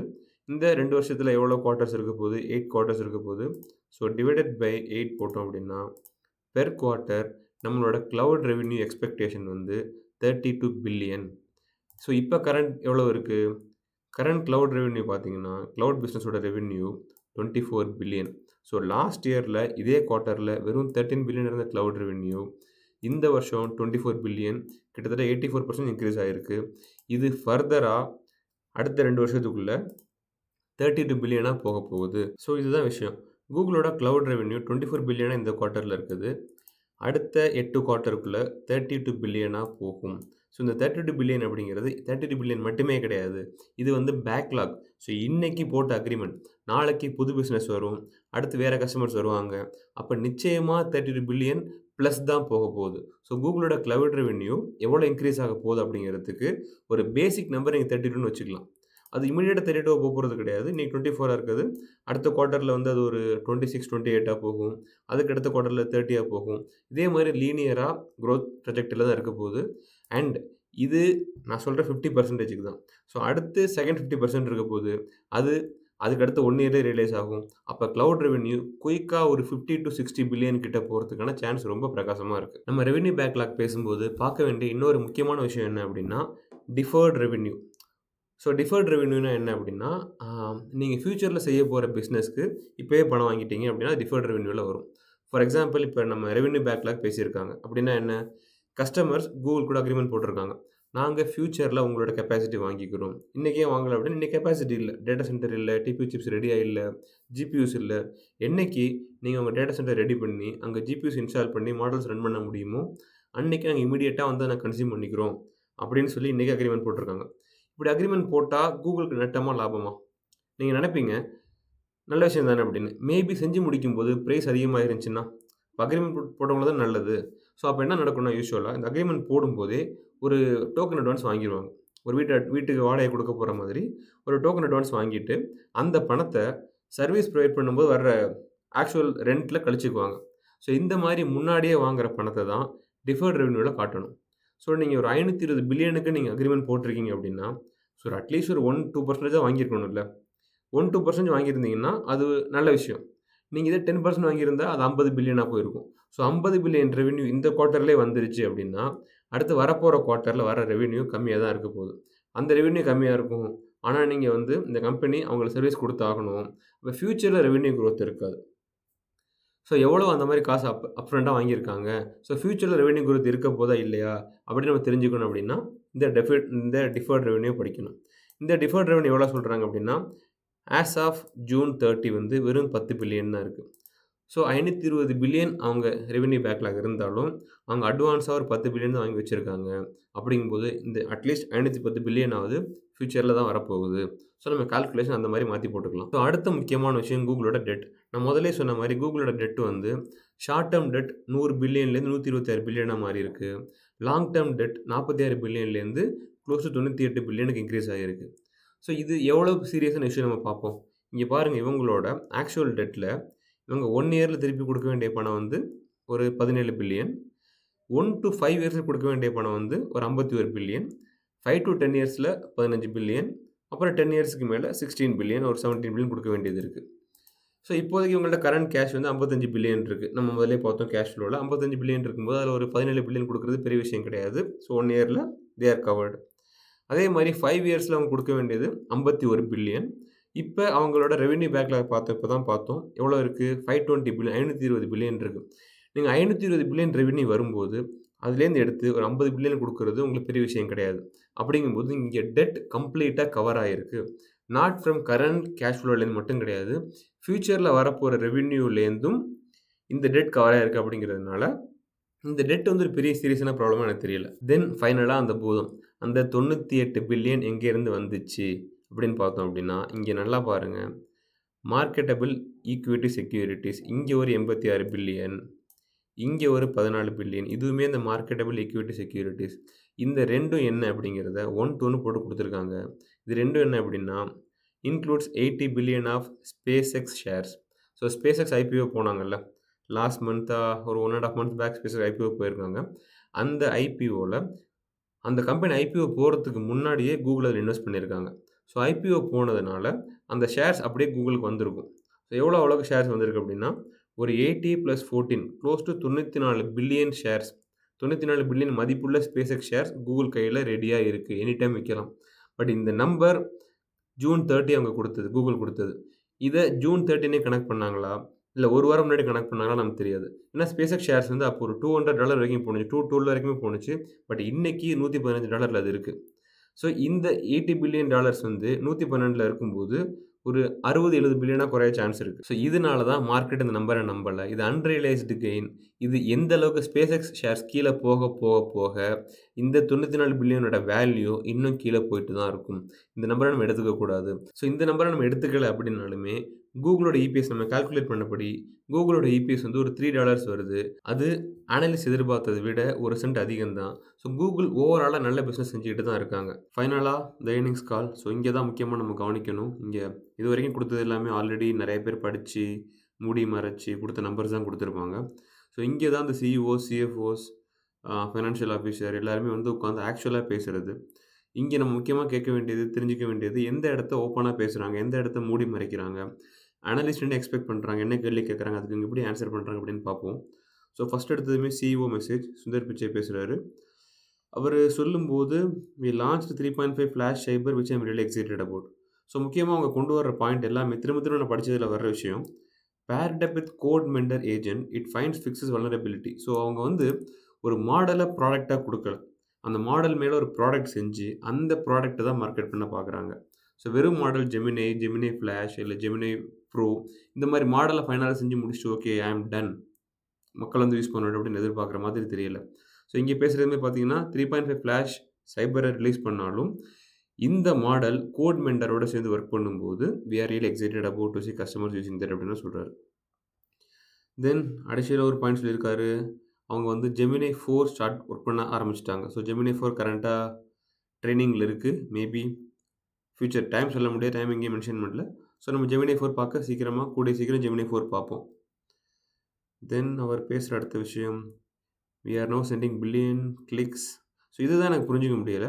"We are now sending billions of clicks to websites every week through AI feature in search." So இப்ப என்ன சொல்றாங்கன்னா, பில்லியன் கிளிக்ஸ் வெப்சைட்டுக்கு போகுது. இது ஹியூமன்ஸ் கிளிக் பண்ணி போகுதா? இல்ல ஏஐ பேக்கிரவுண்ட்ல கிளிக் பண்ணி போகுதா? ஏன்னா ஹியூமன் கிளிக் பண்ணி வெப்சைட் போனாங்கன்னா, அந்த வெப்சைட் கிரியேட் பண்ற ஒருத்தவங்க அவங்களோட ஆட் போட்டிருப்பாங்க. அவங்களோட கன்டென்ட் இல்ல ஏதோ ஒரு மெர்ச்சன்டைஸ் போட்டிருப்பாங்க. அத ஹியூமன்ஸ் பார்க்கறது மூலமா அவங்களுக்கு ஒரு டிஸ்ட்ராக்ஷன் சொல்ல முடியாது. அதன் மூலமா அவங்க வாங்க சான்ஸ் இருக்குல்ல. இப்ப இதே ஏஐ கிளிக் பண்ணி போணுச்சுன்னா, அந்த ஏஐ கன்டென்ட்ல மட்டும் தான் ஃபோக்கஸ் பண்ணிட்டு இருக்கும். அது மெர்ச்சன்டைஸ் வாங்க போறதில்ல. ஆட பார்த்து இன்ஃப்ளூயன்ஸ் ஆக போறதில்ல. இந்த சிச்சுவேஷன்ல இவங்க இவ்வளோ கிளிக்ஸ் குடுத்தாலும், அந்த வெப்சைட் ப்ரொவைட் பண்றவங்களுக்கு என்ன அட்வான்டேஜ்? ஸோ முதல்ல பேசின மாரி Gemini app 950 million monthly active users மேல உள்ள வந்திருக்காங்க. மெயினா எதுக்கு யூஸ் பண்றாங்க? Daily brief. நெறைய பேர் யூஸ் பண்ணுவீங்கன்னு நெனைக்கிறேன். நியூஸ் உட்காந்து திரும்ப திரும்ப பார்த்துட்டு இருக்க வேண்டியதில்ல. நீங்களே உங்களுக்கு தேவையான நியூஸ குடுத்து இந்த விஷயத்த படிச்சு குடுன்னா, காலையில ஒரு அழகான பாட்காஸ்ட்டா கொண்டு வந்து குடுக்குது. மல்டிபிள் வாய்ஸ் யூஸ் பண்ணுது. இது ஒரு ஏஐ கிரியேட் பண்ண மாதிரியே தெரியல. லிட்டரலா நான் நெறைய தடவ யூஸ் பண்ணிட்டு இருக்கேன். ஒரு பர்ட்டிகுலர் கான்டென்ட் ஒரு விஷயத்த பத்தி தெரிஞ்சுக்கணும். இப்ப அடுத்த அ ஏஐ வேர்ல்டு, ஏஐ டெவலப்மெண்ட்ல வந்து வேற என்ன பாட்டில் நெக் வரப்போகுது? வேற என்ன டெக்னாலஜி புதுசா வந்துகிட்டு இருக்கு? லைக் சிலிக்கன் ஃபோட்டானிக்ஸ் மாரி வருது அப்டின்னா, எந்தெந்த கம்பெனிஸ் அதுல ஃபோக்கஸா இருக்காங்க அப்டின்னு நான் கேட்டேன்னா, ஒரு ரிப்போர்ட் ஜெனரேட் பண்ணும். ஒரு 20, 30 பக்கத்துல ரிப்போர்ட் ஜெனரேட் பண்ணும். தென் அந்த ரிப்போர்ட்ட டிஸ்டில் பண்ணி எனக்கு வந்து ஒரு பாட்காஸ்ட்டா குடுன்னா, ஒரு அழகான பாட்காஸ்ட்டா குடுத்துச்சு. நான் கார்ல வரும்போது கேட்டுட்டு போ முடிஞ்சது. ஸோ அந்த அளவுக்கு எஃபிஷியன்ட்டா இந்த மாரி ஃபைனல் ப்ராடக்ட்ட வந்து நுவான்சஸ்ல ஃபோக்கஸ் பண்ணி, அத நீட்டா கிரியேட் பண்ணி குடுத்துட்டு இருக்காங்க. அதனால தான் ஒன்ஸ் நீங்க யூஸ் பண்ண ஆரம்பிச்சுட்டீங்க ஜெமினி ஆப்ல இந்த மாரி ஃபீச்சர்ஸ் அப்டின்னா, வெளில வரமாட்டீங்க அப்டிங்கிறதுல கூகுள் ரொம்ப தெளிவா நம்பிட்டு இருக்காங்க. தென் ஆஸ்க் யூடியூப்னு ஒரு ஃபீச்சர் கொண்டு வர்றாங்க. ஸோ ஆஸ்க் யூடியூப்னா என்னன்னா, நீங்க வந்து யூசுவலா சர்ச் பண்ணி ரெலவன்ட் வீடியோஸ் தான் எடுப்போம். இப்ப வந்து ரெலவன்ட் வீடியோஸ காட்டுறது மட்டும் இல்லாம, சர்ச் பண்ணும்போதே, அது ரிசல்ட் எந்த போர்ஷன்ல அந்த ரெலவன்ட் செக்ஷன் இருக்கோ, நீங்க ரிசல்ட்ட கிளிக் பண்ணா, டைரக்ட்டா அந்த போர்ஷன் வீடியோவே ப்ளே ஆகும். ஸோ ஃபுல் வீடியோ ப்ளே ஆகாம கூட இருக்க போக சான்ஸ் இருக்கு. நீங்க ஒரு தேடுறீங்க, ஒரு விஷயத்துக்கு எப்படி வந்து ஜெமினில இந்த ஒரு ஃபீச்சர் யூஸ் பண்றதுன்னு கேட்டீங்க அப்படின்னா, அதுக்கு ஒரு வீடியோ இருந்துச்சுன்னா, அந்த வீடியோல எந்த செக்ஷன்ல அத பத்தி பேசியிருக்காங்களோ, டைரக்ட்டா அந்த செக்ஷன ஓப்பன் பண்ணி உங்களுக்கு குடுத்துரும். வீடியோ ரிசல்ட்ஸ் அப்படி வந்துரும். Then nearly 90% of Fortune 100 companies are using Gemini enterprise. So Gemini enterprise அப்படிங்கிற ஒரு ப்ராடக்ட் கூகுள்ட்ட இருக்கு. நாங்க யூஸ் பண்ணல. எனக்கு தெரியல என்னன்னு சொல்லிட்டு. மேபி இது கூகுளோட ஏஐ மாடல்ஸ் பிளஸ் சொல்யூஷன்ஸா வர சான்ஸ் இருக்கு. அது மேல வந்து அவங்களோட ஏஜென்ட் டெவலப்மெண்ட் கிட், அந்த மாடலோட அஷ்யூர் ஃபவுண்டரி மாதிரி கூகுளோட மாடல் ஃபவுண்டரிஸ் இருக்கும். அதை யூஸ் பண்ணி அவங்க ஏஜென்ட் பில்ட் பண்ணுறதுக்கான பிளாட்ஃபார்ம்ஸ் இருக்கும். இது எல்லாத்தையும் பேக்கேஜா குடுக்குறாங்க. அத நெறைய கம்பெனிஸ் யூஸ் பண்றாங்க. Like PepsiCo and HSBC, Bell Canada and Macy's commerce experience, signal இந்த மாரி கம்பெனிஸ்லாம் யூஸ் பண்றாங்க அப்படின்னு சொல்றாரு. தென் அவர் சொல்ற அடுத்த விஷயம் விஸ்ங்கிறது வந்து ஒரு ஏஐ செக்யூரிட்டி கம்பெனி மாதிரி தெரியுது. அந்த கம்பெனி என்ன பண்ணுதுன்னா, உங்களோட ப்ராடக்ட் நீங்க ஒரு சாஃப்ட்வேர் ப்ராடக்ட் வச்சிருக்கீங்க அப்படின்னா, அந்த ப்ராடக்ட்ட கான்ஸ்டன்ட்டா ஸ்கேன் பண்ணிட்டே இருக்க போது. கான்ஸ்டன்ட்டா ஸ்கேன் பண்ணி அதில வல்னரபிலிட்டி இருக்கான்னு பார்த்து, வல்னரபிலிட்டிஸ் இருந்துச்சுன்னா, ஆன் தி கோ ஃபிக்ஸ் பண்ணிட்டே இருக்க போது. இந்த ஆட்டோமேட்டட் ஸ்கேனிங்க அடுத்த லெவல் அவங்களோட ஏஐ கோட் மென்டர்ன்னு ஒண்ணு கிரியேட் பண்ணியிருக்காங்க. அது இன்னும் மார்க்கெட்டுக்கு வந்த மாதிரி தெரியல. ஸோ என்டர்பிரைஸ் சேல்ஸ்ல இருக்கு. ஸோ விஸ்வோட அடுத்த வருஷம் என்டர்பிரைஸ் மாடல் இது கோட் மென்டரா இருக்கும். இந்த விஸ்ப் கம்பெனியும் ஆட் பண்றாங்க. இவங்களோட கம்பெனிக்குள்ள உள்ள கொண்டு வர்றாங்க. இவங்களோட என்டர்பிரைஸ் சொல்யூஷன்ல இவங்களோட எத்தன சொன்னாங்கல்ல முதல்ல வந்து மோர் தென் 90% ஆஃப் ஃபார்ச்சூன் 100 கம்பெனிஸ். இந்த கம்பெனிஸ் எவ்வளோ பேர் கூகுள் என்டர்பிரைஸ் யூஸ் பண்றாங்களோ, அவங்கள்ல 90% இந்த விஸ் ப்ராடக்ட்ட யூஸ் பண்றாங்க. ஏன்னா, இது ரொம்ப முக்கியமான விஷயமா வந்துகிட்டு இருக்கு. ஸோ ரீசென்ட் டைம்ஸ்ல பெரிய பெரிய கம்பெனிஸ் எல்லாமே ஏஐயால ஹேக் ஆகுது. ஏஐ வந்து இன்டென்ஷனலா ஹேக் ஆகுதுன்னு சொல்ல முடியாது. ஃபார் எக்ஸாம்பிள் லாஸ்ட் வீக்ல ஒரு 1 ஆர் 2 வீக்ஸ் பேக் வந்து ஓப்பன்ஐயோட மாடல்ஸ் ட்ரெய்னிங்ல இருக்கும்போது, அந்த ட்ரெய்னிங் சாண்ட்பாக்ஸ பிரேக் பண்ணிட்டு வந்து ஹக்கிங் ஃபேஸ ஹேக் பண்ணியிருக்கு. ஹக்கிங் ஃபேஸ் ஒரு சாதாரண கம்பெனி கிடையாது. அவங்க வந்து ஏஐ மாடல்ஸ் ஹோஸ்ட் பண்ற ஒரு பெரிய கம்பெனிஸ். அந்த ஒரு கம்பெனில செக்யூரிட்டி வந்து டாப் நாட்ச்சா இருக்கும். பட் அந்த கம்பெனியோட செக்யூரிட்டி ஃபீச்சர்ஸே ஹேக் பண்ணுது ஒரு ஏஐ மாடல் அப்படின்னா, அந்த ஏஐ மாடல் எவ்வளோ சீரியஸான ப்ராப்ளம் பார்த்துக்கோங்க. இந்த சிச்சுவேஷன்னால இந்த மாதிரி செக்யூரிட்டி ப்ராடக்ட்ஸ் உங்களோட கஸ்டமர் ஃபேசிங் மார்க்கெட்ல இருக்க ப்ராடக்ட்ஸ நீங்க செக்யூர் பண்றதுக்கு ஏஐ யூஸ் பண்ணணும் அப்படிங்கிறது எல்லா கம்பெனிக்கும் இப்போ ஒரு பெரிய தலைவலியா இருக்கு. இந்த மாரி சிச்சுவேஷன்ஸ்ல விஸ் மாதிரியான ப்ராடக்ட்ஸ் கூகுளுக்கு தங்கத்த கொண்டு வந்து குடுக்கும். கூகுள் கிளவுட் ஹார்ட்வேர் சைட்ல கூகுள் விர்கோ நெட்வொர்க் அப்படின்னு ஒண்ணு கொண்டு வந்திருக்காங்க. இது வந்து ஏன் இம்பார்ட்டன்ட்டா சொல்றேன் அப்படின்னா, NVIDIAவோட ஸ்பெக்ட்ரம் எக்ஸ்னு ஒரு நெட்வொர்க் இருக்கு. ஸோ இந்த வருஷத்துல டேட்டா சென்டர் மார்க்கெட்ல நெட்வொர்க்கிங் டேட்டா சென்டர்ல வந்து NVIDIA டாப் நாட்ச். ஸோ அங்க வந்து நெட்வொர்க்கிங் ஸ்விட்சஸ் கிரியேட் பண்றதுக்குன்னே கம்பெனிஸ் இருக்காங்க. ஜுனிப்பர் இருக்காங்க, HPE இருக்காங்க, சிஸ்கோ இருக்காங்க. இந்த மாரி நெறைய கம்பெனிஸ் நெட்வொர்க்கிங் ஸ்விட்சஸ் டேட்டா சென்டர் கிரியேட் பண்ணி குடுத்தாலும், NVIDIAவோட நெட்வொர்க்கிங் சொல்யூஷன் தான் இவங்க எல்லாத்தையும் தாண்டி மார்க்கெட் கேப்ப ரீச் பண்ணியிருக்கு. ஏன் அப்டின்னா, NVIDIAவுக்கு வந்து ஒரு சப் ப்ராடக்ட் மெயின் ப்ராடக்ட்டோட கிடையாது. பட் NVIDIA GPUஸ கனெக்ட் பண்றதுக்கு அந்த ஸ்பெக்ட்ரம் எக்ஸ் நெட்வொர்க்கிங் யூஸ் பண்ண வேண்டியதா இருக்கு. ஸோ அதனால அதுக்கு அவ்வளோ மார்க்கெட் இருக்கு. ஸோ அதே மாதிரி ஈக்குவலன்ட் ப்ராடக்ட் விர்கோ நெட்வொர்க்னு கூகுள் குடுக்கும்போது, இது NVIDIAவோட ஸ்பெக்ட்ரம் எக்ஸ்க்கு ஒரு ஆல்டர்னேட்டிவ். ஸோ இத யூஸ் பண்ணி மல்டிபிள் GPUஸ நீங்க சிங்கிள் சூப்பர் கம்ப்யூட்டரா கனெக்ட் பண்ணலாம். ஸோ பெரிய மாடல் ட்ரெயின் பண்றதுக்கு. இப்போதைக்கு இருக்க மாடல் எல்லாமே ஒரு க்ளோஸ் டூ 3 ட்ரில்லியன், 3.5 ட்ரில்லியன் ரேஞ்சில தான் இருந்துகிட்டு இருக்கு. நீங்க AGI லெவலுக்கு போகணும் அப்டின்னா, இல்ல அதுக்கு மேல 5 trillion, 10 trillion parameter model create பண்ண போறாங்க அப்டின்னா, அப்ப நெறைய GPUஸ அக்ராஸ் டேட்டா சென்டர் கனெக்ட் பண்ணி சிங்கிள் பிரெயினா கொண்டு வரணும். அதுக்கு ஸ்பெக்ட்ரம் எக்ஸ், விர்கோ மாதிரி நெட்வொர்க் ரொம்ப ரொம்ப இம்பார்ட்டன்ட்டா இருக்கும். ஸோ நீங்க நெனைப்பீங்க, இப்போ ஆல்ரெடி மாடல் நல்லா ஒர்க் ஆயிட்டு இருக்குல்ல. ஃபேபிள் வந்துருச்சு, கிளாட் சோனட் வந்துருச்சு, கிளாட் ஓப்பஸ் நல்லா பெர்ஃபார்ம் பண்ணிட்டு இருக்கு. எதுக்காக அடுத்த லெவல் மாடலுக்கு போகணும்? இவ்ளோ காசு இன்வெஸ்ட் பண்ணி அந்த மாரி மாடல்ஸ் கிரியேட் பண்றதுல பர்ப்பஸ் இருக்கா? அப்படின்னு கேட்டீங்கன்னா, அதுக்கும் ஆன்ஸர் பண்றாரு. அந்த மாரி ரிசர்ச் போயிட்டு இருக்கா? இல்லையா? அப்படிங்கிற விஷயத்த இவரு பேசுறாரு. இந்த கான்கால்ல நம்ம கேட்போம் வரிசையா. தென் கூகுளோட சாஃப்ட்வேர் ஸ்டாக் இது வந்து கிட்டத்தட்ட NVIDIAவோட கூடாக்கு ஈக்குவலன்ட். தென் கூகுள் ஆக்சியான் சிபியூன்னு ஒண்ணுமே வந்திருக்கு மார்க்கெட்ல. பட் பெருசா நமக்கு தெரியல. ஸோ ஏஜென்ட் ஆப்டிமைஸ்ட் எப்படி வந்து வேரா சிபியூ NVIDIA குடுக்குறாங்களோ, அதே மாரி ஏஜென்ட் ஒர்க்லோடுக்காக ஒவ்வொரு companies like Qualcomm, ARM, AMD எல்லாருமே ஏஜென்ட் ஒர்க்லோடுக்காக சிபியூ கிரியேட் பண்ற மாதிரி, கூகுளும் ஆக்சியான்னு ஒரு சிபியூ கிரியேட் பண்ணியிருக்காங்க. பட் இத மார்க்கெட் வைக்கிறாங்களான்னு தெரியாது. பட் மோஸ்ட் ப்ராபப்ளி அவங்களோட டேட்டா சென்டர்ல அவங்களோட ஏஜென்ட் ஒர்க்லோடுக்கு இத யூஸ் பண்ணுவாங்க. தென் வேமோங்கிறது வந்து உங்கள யுஎஸ்ல இருக்க அட்டானமஸ் கார் டிரைவிங். நீங்க இது வாங்கி யூஸ் பண்ண முடியாது. கேபுக்கு மட்டும் தான். நீங்க ஊபர் புக் பண்றதுக்கு பதிலா வேமோ புக் பண்ணீங்கன்னா, வேமோ உங்களுக்கு வரும். நீங்க ஏறி உட்காருவீங்க. உள்ள ஆளே இருக்க மாட்டாங்க. டெஸ்டினேஷன் போய் நிக்கும். இறங்கி போயிட்டே இருப்பீங்க. No bargain, no argument. எந்த பிரச்சனையும் உங்களுக்கு அந்த கேப்ல இருக்காது. அந்த வேமோவோட புது மாடல் வெர்ஷன் 6 இன்ட்ரோடியூஸ் பண்ணியிருக்காங்க ஓஜாய் அப்படின்னு. பட் இருந்தாலும் இதுலேருந்து ரெவென்யூ வருமா இப்போதைக்கு அப்படிங்கிறது கொஞ்சம் டவுட் தான். இது லாங் டேர்மா தான் இன்வெஸ்ட் பண்ண போறோம்ன்னு பேசியிருக்காங்க ஃபர்தரா உள்ள. தென் விங் அப்படிங்கிற ஒரு ப்ராடக்ட் வேமோவோட சப் ப்ராடக்ட் மாரி சொல்லலாம். ஸோ வேமோ எப்படி வந்து டாக்ஸிக்கு யூஸ் பண்றாங்களோ, விங் அப்படிங்கிற ப்ராடக்ட்ட அவங்க வந்து டெலிவரிக்கு யூஸ் பண்றாங்க. ஹோம் டெலிவரீஸ்க்கு. ஸோ இவங்க வந்து Amazonோட ஒர்க் பண்ணல. But Walmart, DoorDash, Papa Johns இந்த மாரி கம்பெனிஸோட ப்ராடக்ட்ட ஹோம் டெலிவரி செய்றதுக்கு இந்த விங் ப்ராடக்ட்ட யூஸ் பண்றாங்க. ஸோ சுந்தர் பிச்சை பேசின மெசேஜஸ்ல இதான் இம்பார்ட்டன்ட்டா இருந்துச்சு. தென் பிலிப் பேசுறாரு. பிலிப் வந்து சீனியர் வைஸ் பிரசிடென்ட். இவர் மெயினா revenue side, ad side, YouTube சைடுல பேசிட்டு இருக்காரு. இவர் என்ன சொல்றாருன்னா, நம்ம வந்து ஏஐ யூஸ் பண்றதுனால, இதுக்கு முன்னாடி சில கொரீஸ்க்கு நம்ம ப்ராப்பரான ஆ ஆட்ஸ கண்டுபிடிக்க முடியல. நீங்க வந்து ஒரு பெரிய கொரி கேட்கிறீங்க. ஒரு 3 லைன், 4 லைன் கொரிய டைப் பண்ணி எழுதுறீங்க அப்படின்னா, அந்த கொரியோட கான்டெக்ஸ்ட்ட புரிஞ்சுக்க முடியாததுனால, ஸோ ஆட்ஸ் எப்பவுமே கீவேர்ட் சர்ச்சஸ் இருந்துகிட்டு இருந்துச்சு. ஸோ சில ரெலவன்ட் கீவேர்ட்ஸ் இருந்தா ரெலவன்ட் ஆட்ஸ் வரும். அந்த ரெலவன்ஸ் ஆட்ஸ ப்ளே பண்ணணும்னா, அந்த கொரியோட இன்டென்ட்ட புரிஞ்சுக்கணும். ஸோ கொரீஸ் பெருசா இருக்கும்போது இன்டென்ட்ட புரிஞ்சுக்க முடியல. பட் இப்போதைக்கு எங்களுக்கு ஏஐ இருக்கிறதுனால, லாங்கர் கொரியோட இன்டென்ட்டையும் புரிஞ்சுக்க முடியுது. அதையும் நாங்க மானிட்டைஸ் பண்றோம். இது எங்களுக்கு ஒரு பெரிய பெனிஃபிட்டா இருக்கு சர்ச் வேர்ல்டுல அப்படிங்கிறாரு. தென் ஏஐ மேக்ஸ்னு ஒரு ப்ராடக்ட்ட பத்தி பேசுறாரு. ஏஐ மேக்ஸ் அப்படிங்கிறது, கஸ்டமர் நீங்க வந்து Google AdSenseல ஆட் போடணும் அப்படின்னு நினைச்சீங்கன்னா, முதல்ல வந்து 1 ஆர் 2 வேர்ட்ஸ புடிச்சு நம்ம ஆட்ஸ் போட்டுட்டு இருந்தாங்க. நீங்க அந்த மாதிரி போடாம, நீங்க கீவேர்ட்ஸ் வச்சு ஆட்ஸ் போட வேண்டியதில்ல. ஏஐ மேக்ஸ் யூஸ் பண்ணீங்க அப்படின்னா, உங்களோட ப்ராடக்ட்டோட கான்டெக்ஸ்சுவல் சிமான்டிக் மீனிங்ன்னு சொல்லுவாங்க. சிமான்டிக் மீனிங்க மட்டும் சொல்லுங்க. சொன்னீங்கன்னா, அத யூஸ் பண்ணி கஸ்டமரோட கொரிய அதுவே புரிஞ்சுகிட்டு, உங்களோட ப்ராடக்ட்டுக்கும், அதுக்கும் சிமான்டிக் மேட்ச் இருந்தா, ஒரு வேர்ட் கூட மேட்சிங் இருக்காது. கீவேர்ட்ஸ் மேட்சிங்கே இருக்காது. பட் அர்த்தத்தில மேட்சிங் இருந்துச்சுன்னா, மேபி நீங்க இங்கிலீஷ்ல கூட ப்ராடக்ட் டிஸ்கிரிப்ஷன் குடுத்துருக்கலாம். பட் கஸ்டமர் கேட்கறது சைனீஸ்ல கேட்பாரு. அது 2க்கும் சிமான்டிக் மேட்ச் இருக்கும். இந்த ஏஐ மேக்ஸ் அந்த கேப்ப அந்த கோரிலேஷன் ஐடென்டிஃபை பண்ணி, இந்த ப்ராடக்ட்ட அங்க ஆடுக்கு போடும். இந்த ஃபீச்சர்ல மெயினா ஃபோக்கஸ் பண்ணி ஒர்க் பண்ணிட்டு இருக்காங்க. தென் அடுத்து முக்கியமா அவர் சொல்ற விஷயம் என்ன அப்டின்னா, அட்வர்டைஸ்மென்ட்ட டைனமிக்கா ஜெனரேட் பண்றாங்க. நீங்க வந்து ஒரு ஊருக்கு நீங்க போகணும், மால்தீவ்ஸ் போகணும்னு பிளான் பண்றீங்க அப்டின்னா, அங்க மால்தீவ்ஸ்ல இருக்க ஒரு ஹோட்டல் வந்து அவங்களோட டீல உங்களுக்கு ஏத்த மாரி அப்போதைக்கு டைனமிக்கா ஜெனரேட் பண்ணி, அப்படியே உங்களுக்கு ஆடா கிரியேட் பண்ணுவாங்க. ஸோ நீங்க ஆட முன்னாடியே குடுக்க வேண்டியதில்ல.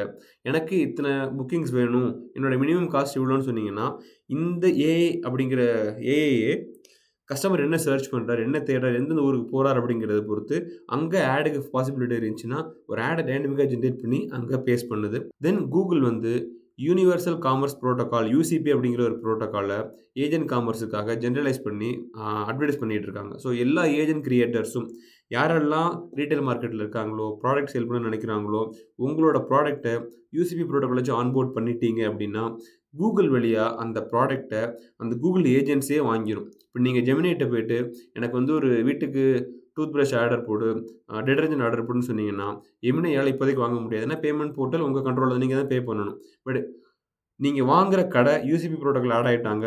நீங்களும் அத எனேபிள் பண்ணி ஜெமினியோட ஆப்ல எனேபிள் பண்ணிட்டீங்க அப்டின்னா, நீங்க சொன்னாலே ஜெமினியே போய் உங்களுக்கு ஏத்த மாரி ப்ராடக்ட்ட வாங்கிரும்.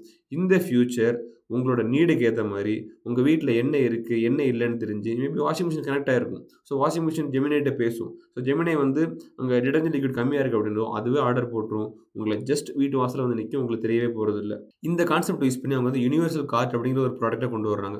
யுனிவர்சல் கார்ட் அப்டின்னா என்னன்னா, நீங்க டிஃபரண்ட் ஆப்ல ஸோ டிஃபரண்ட் வெப்சைட்ல போயிட்டு, இல்ல டிஃபரண்ட் ப்ராடக்ட் வெப்சைட்ல அந்த ப்ராடக்ட்ட உங்களோட கார்ட்ல ஆட் பண்ணிட்டே வந்துருவீங்க.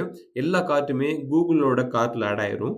அதுலேருந்து நீங்க சிங்கிள் செக் அவுட்ல அந்த ப்ராடக்ட் எல்லாத்தையும் வந்துரும். ஸோ அந்த பணத்த டிஸ்ட்ரிபியூட் பண்றது, அந்த ஆர்டர்ஸ ட்ராக் பண்றது, அது உங்களுக்கு வந்து சேர்றத பார்த்துக்கிறது எல்லாம் ஒரு சிங்கிள் எண்ட் பாயிண்ட்ல அவங்க பார்த்துக்குவாங்க கூகுள் உங்களுக்கு. ஸோ தென் வந்து ஆனட் பேசுறாங்க. இவங்க தான் வந்து senior vice president, CFO, finance officer. இவங்க நம்ம நம்பர்ஸ் ஆல்ரெடி பார்த்துட்டோம். இவங்க சொல்ற சில மெயினான விஷயங்கள் என்ன அப்படின்னா, ஸோ இந்த குவார்ட்டர் வந்து கூகுளோட 12வது consecutive double digit revenue growth.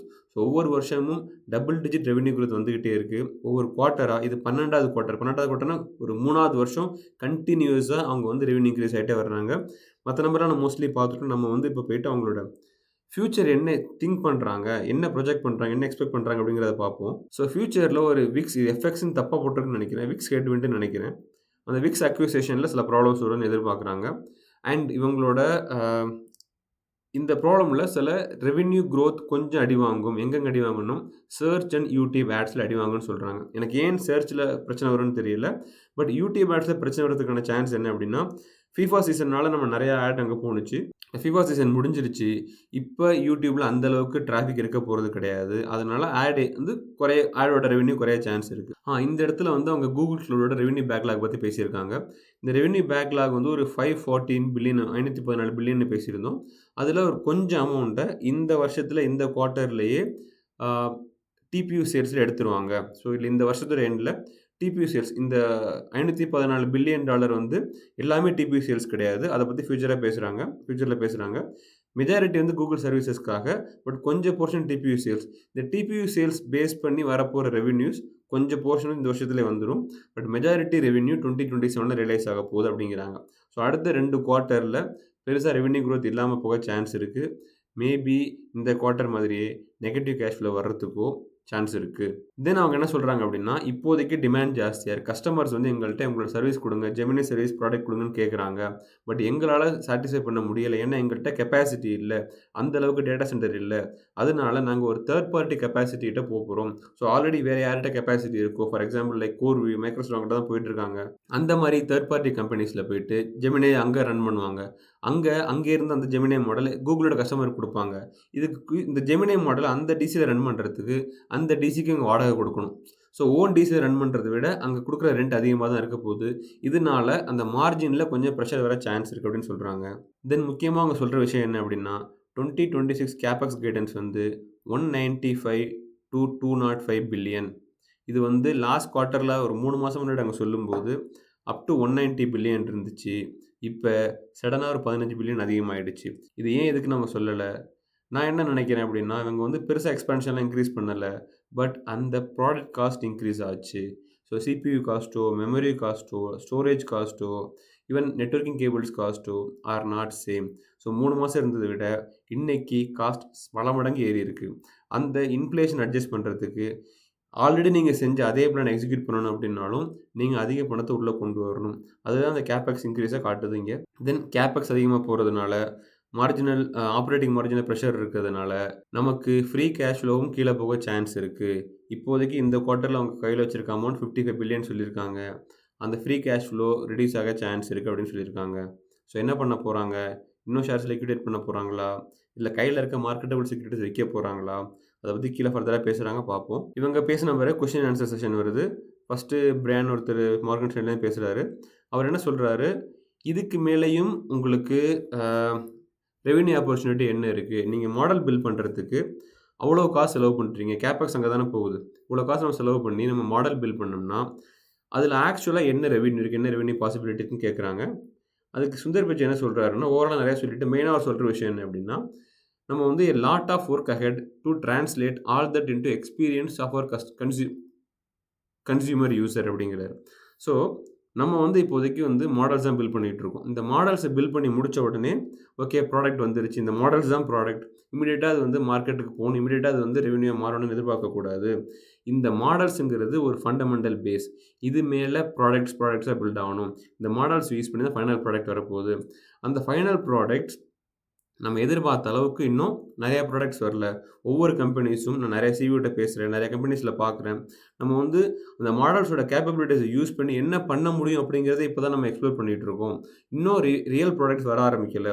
அந்த ரியல் ப்ராடக்ட்ஸ் வர ஆரம்பிக்கும் போது நமக்கு இப்போ போடுற கேப்பெக்ஸ், இப்போ போடுற இன்வெஸ்ட்மெண்ட்டோட ரிட்டர்ன்ஸ் பல மடங்கு அப்போ வரும் அப்படின்னு சொல்ல வர்றாரு அவர். டக்ளஸ் அப்படிங்கிறவர் ஒரு கேள்வி கேட்குறாரு. என்னென்னா, கூகுள் இது சிஇஓ போது சுந்தர் பிச்சைட்ட கேட்குறாங்க, நீங்கள் ஏன் வந்து இப்போ ஆந்த்ரோபிக் வந்து ஒரு 3 மாதத்துக்கு ஒரு வாட்டி மாடல் ரிலீஸ் பண்ணிட்டே இருக்காங்க. சானட் இருந்துச்சு, ஓப்பஸ் இருந்துச்சு, ஓப்பஸ்க்கு அடுத்து ஃபேபிள் வந்துச்சு, அப்புறம் ஃபேபிள் சம்மந்தமாக சில லீக்கேஜஸ் இஷ்யூலாம் வந்துச்சு. அதே மாதிரி கூகுள் ஏன் ஃப்ரீக்வெண்ட்டாக மாடல் ரிலீஸ் பண்ணல, நீங்கள் ஏன் வந்து அதை பெருசாக பேச மாட்டீங்க, உங்களோட பெஞ்ச்மார்க்கில் போட மாட்டீங்க அப்படின்னு கேட்குறாங்க. அவர் இன்னொன்று அடுத்த கேள்வி என்ன கேட்குறாரு அனாலிட்டிக்கிட்ட அப்படின்னா வந்து, நீங்கள் வந்து எந்த பேசிஸில் உங்களோட கேபிட்டல் ஸ்ட்ரக்சரை மேனேஜ் பண்ணுறீங்க, நீங்கள் டெப்ட் இன்க்ரீஸ் பண்ணுறீங்க, ஷேர்ஸ் லிக்விடேட் பண்ணுறீங்க, ஃபியூச்சரில் என்ன பண்ண போகிறீங்க, எனக்கு அதை ஆன்சர் பண்ணுங்க அப்படின்னு கேட்குறாரு. ஸோ ஃபஸ்ட்டு சுந்தர் பிச்சை என்ன சொல்கிறாரு அப்படின்னா, நமக்கு இப்போதைக்கு ஃப்ளாஷ் மாடல் கொடுத்துருக்கோம், ஃப்ளாஷ் லைட் கொடுத்துருக்கோம், இந்த மாடல்ஸுக்கு இப்போ நிறையா இம்பார்ட்டன்ஸ் கொடுத்து வெளியில் விட்டுருக்கோம். பட் நாங்கள் மெயினாக ஃபோக்கஸ் பண்ணுற விஷயம் என்ன அப்படின்னா, next base model. So next base model Gemini 4 வந்து ரியலாக ரொம்ப இம்பார்ட்டன்ட் கிரவுண்ட் பிரேக்கிங் மாடலாக இருக்க போகுது. ஸோ நாங்கள் அந்த மாடல் எப்போ ரிலீஸ் பண்ண போகிறோமோ அப்போதைக்கு இந்த வேர்ல்டில் இருக்க அதர் ஃப்ரண்டியர் மாடல்ஸ் எந்த லெவலில் இருக்க போதோ அதை விட பெட்டராக எங்களோட மாடல் இருக்குன்னு நாங்கள் எதிர்பார்த்துக்கிட்டு இருக்கோம். நாங்கள் இன்டர்னல் டெஸ்டிங் பண்ணியிருக்கோம், டெஃபினட்டாக நல்லா பர்ஃபார்ம் பண்ணுது. நாங்கள் இந்த மாடல் வந்த பிறகு அது மேலே, ஏன்னா எல்லா மாடல் யூஸ்வலாக வந்து நம்ம மாடல் எல்லாமே ஒரு பேஸ் மாடல் இருக்கும், அது மேலே கொஞ்சம் மாற்றி தான் மற்ற மாடல்ஸ் கொடுப்பாங்க. ஸோ ஒன்ஸ் இந்த பேஸ் மாடல் ஜெமினி 4 மாடல் வெளில வந்த பிறகு ஃபர்தர் மாடல்ஸ் அடுத்தடுத்து ஃப்ரீக்வெண்ட்டாக நாங்கள் கொடுக்க ஆரம்பிப்போம் அப்படின்னு சொல்கிறாரு. ஸோ முக்கியமாக அடுத்து இந்த கேபிட்டல் ஸ்ட்ரக்சர் கொஸ்டினுக்கு நம்ம என்ன சொல்கிறாங்க அப்படின்னா, நீங்க பாஸ்ட் 12 மாசத்துல பார்த்தீங்க அப்படின்னா, நம்மளோட அ டெட் வந்து ஒரு 16 பில்லியன்ல இருந்து ஒரு 100 பில்லியனுக்கு வந்துருச்சு. ஸோ, இதுக்கு மேல டெட்ட ஏத்த வேணாம்னு சொல்லிட்டு அடுத்து நாங்க வந்து இந்த பக்கம் வந்தோம். எந்த பக்கம் வந்தோம்? அ ஷேர்ஸ் டெவலப் பண்ணலான்னு வந்தோம். ஸோ, நாங்க இப்பயுமே ஒரு 30 பில்லியன் குடுத்து எடுத்திருக்கோம். அதுக்கடுத்து இப்ப அட் தி மார்க்கெட்ல ஷேர்ஸ குடுத்துக்கிட்டு இருக்கோம். ஸோ, அட் தி மார்க்கெட்ல குடுக்குறோம் அப்படின்னா, மார்க்கெட் பிரைஸ் ஷேர விக்கிறது. அந்த மாரி டைரக்ட்டா விக்கலாம். இல்ல வந்து புது எம்ப்ளாயீஸ்க்கு பேஸ் காம்போனன்ட்ட குறைச்சிட்டு, அதுக்கு பதிலா ஷேர் காம்போனன்ட்ஸ குடுக்குறது. அவங்களுக்கு குடுக்குற ஷேர்ஸ புதுசா கிரியேட் பண்ணி குடுக்குறது. ஸோ, அந்த மாதிரி குடுக்கும்போது, அதுவுமே மார்க்கெட்ல விக்கிற மாதிரி தானே! நாங்க இத கன்டினியூஸா செஞ்சுட்டு தான் இருக்க போறோம். பட் நாங்க முதல்ல போன அளவுக்கு 30, 40 பில்லியன் டாலர் ஃபர்தரா பெருசா விக்க மாட்டோம். ஆனா, அட் தி மார்க்கெட்ல கொஞ்சம் ஷேர் டைல்யூஷன் நடந்துகிட்டு தான் இருக்கும். அப்படின்னு அவங்க சொல்றாங்க. ஓகே. அடுத்து எரிக்ன்னு ஒருத்தர் கேட்கிறாரு. ஸோ, நீங்க எந்த பேசிஸ்ல டிபியூஸ அலோகேட் பண்றீங்க? ஏன்னா எக்ஸ்டர்னல்லயும் டிபியூ கேட்குறாங்க. உங்களுக்கும் டிபியூ உள்ள தேவைப்படுது. ஸோ, இந்த டிபியூஸ் அலோகேஷன் எந்த ஆர்டர்ல, எந்த பிலாசபில நீங்க இத ரன் பண்றீங்கன்னு கேட்குறாரு. அடுத்து அவர் சிஎஃப்ஓட்ட கேட்கிற கேள்வி என்னன்னா, இந்த டிபியூஸ் எந்த அளவுக்கு அந்த ரெவென்யூ பேக்லாக்ல கன்ட்ரிபியூட் பண்ணுது? நம்ம எல்லாருக்குமே இந்த நெனப்பு இருக்குல்ல. டிபியூஸ் NVIDIAக்கு பதிலா டிபியூஸ் யூஸ் பண்ண முடியும். Googleோட டிபியூஸ் யூஸ் பண்ண முடியும்னு நமக்கு தெரியும்போது, NVIDIA அவ்வளோ காசு சம்பாரிச்சுட்டாங்க அப்படின்னா, Googleம் ஏன் டிபியூ யூஸ் பண்ணி அவ்வளோ காசு சம்பாரிக்கக் கூடாது? அப்படின்னு எல்லாருமே நெனைக்கிறாங்க. நம்ம மட்டும் சாதாரண மக்கள் மட்டும் கிடையாது. ஈவன் அனலிஸ்ட் எல்லாருமே தான் யோசிச்சுட்டு இருக்காங்க. அதே கேள்வி தான் இங்கேயும் வந்திருக்கு. ஸோ, சுந்தர் பிச்சை அழகா ஆன்சர் பண்ணிட்டாரு. ஃபர்ஸ்ட் டிபியூ அலோகேஷன் கான்செப்ட் என்ன அப்படின்னா, நம்ம 3 ஆர்டர்ல போறோம்ப்பா. ஃபர்ஸ்ட் என்ன பண்ண போறோம் அப்படின்னா, நமக்கு ஃப்ரான்டியர் மாடல் டெவலப் பண்ணியே ஆகணும். நம்ம வந்து மத்தவங்க மாரி, மத்த கம்பெனிஸ் மாதிரி, நம்ம வேற ஒருத்தவங்க செய்ற மாடல் எடுத்து, நம்ம க்ளவுட்ல ரன் பண்ணி கஸ்டமருக்கு குடுக்க போறது கிடையாது. நம்ம அந்த ஃப்ரான்டியர் ரேஸ்ல இருக்க போறோம். ஸோ, நம்மளோட ஃபர்ஸ்ட் டிபியூ அலோகேஷன் வந்து Gemini 4 மாதிரி ஏஜி டெவலப்மென்ட்க்கு அலோகேட் பண்ண போறோம். ஒன்ஸ் அதுக்கு குடுத்த பிறகு, அதுக்கு அடுத்து இருக்க லெவல் டிபியூஸ வந்து நம்ம கஸ்டமர்ஸ்க்கு சர்வீஸ் குடுக்குறதுக்கு குடுக்க போறோம். நம்ம கஸ்டமர் வந்து நம்மகிட்ட ஜெமினி என்டர்பிரைஸ் கேட்குறாங்க. நம்மளோட மாடல்ஸோட சில இந்த விக்ஸ் மாதிரி, இல்ல கோட் மென்டர் மாரி ப்ராடக்ட்ஸ கேட்குறாங்க. அவங்களோட செக்யூரிட்டிய மேனேஜ் பண்றது ஏஐ மாடல்ஸ் கேட்குறாங்க.